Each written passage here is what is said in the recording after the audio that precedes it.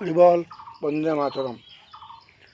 ও যে একটা জিনিস এটা হইল কি শিকড় বলে শিকড়। আমরা জানতাম গাছের জড়ে যখন শিকড়, আর এখন ওটা হইল কি শিকড় ও ওটা খাইতিরা হুতায়।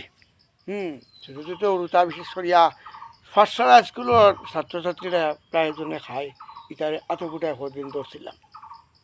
তো গতিকেই আমি কয়েকজনকে জানাইছি, অভিভাবকরাও জানাইছি, শিক্ষা বিভাগে জানাই লাভ নাই, কারণ তারার সামনে কেউ খাই দেয় না। দোকানে যা কইব বাবাই কইছেন এ শিকড় দিতাই, তাইলে গিয়া কইব কেউ গিয়া কইব ইয়ে কইছেন আমার ইয়ে কেটা কয় দুলা বাইয়ে কইছেন, ওরকম করে তারা আনে। আর দোকান তারা বুঝিয়া তো বুঝতো নাই তার কিতা তার বেটার টেকা পাইতো ব্যবসা হইতো।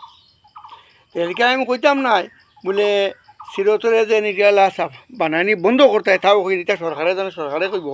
তবে আমি ওটাও সবরে অনুরোধ করিয়া কইয়াম যে ছোটোটার যদি অসুখ বিসুখ হয় যখন ডাক্তার বাড়ি দৌড়াও, এগুর ইটা হইল কিতার লাগিয়া ইগিয়ে ইটা খাই কেনে, এগিয়ে বেদান চিনি খায়, ইগিয়ে ওটা খায়।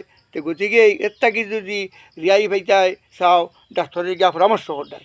তো গতিকে ডাক্তারের লগে পরামর্শ করো যাতে এই শিকড়িটাই খাইন খেনে এই কম বয়সী কেউ খায় দেখা দেখি, কেউ খায় শুনা শুনি, আর দেখা দেখি শুনা শুনি তো তারা নেশা হয়ে যায়। গতিকে এই নেশামুক্ত আগে গড় পরিবারে ঠিক করো, পিতা মাতা ভাই বোন এরা ছোটোটারে সাবধান রাখো যাতে এই রোগটা সারিবার লাগি চিকিৎসকের পরামর্শ করো। ধন্যবাদ, শুভেচ্ছাপূর্ণ।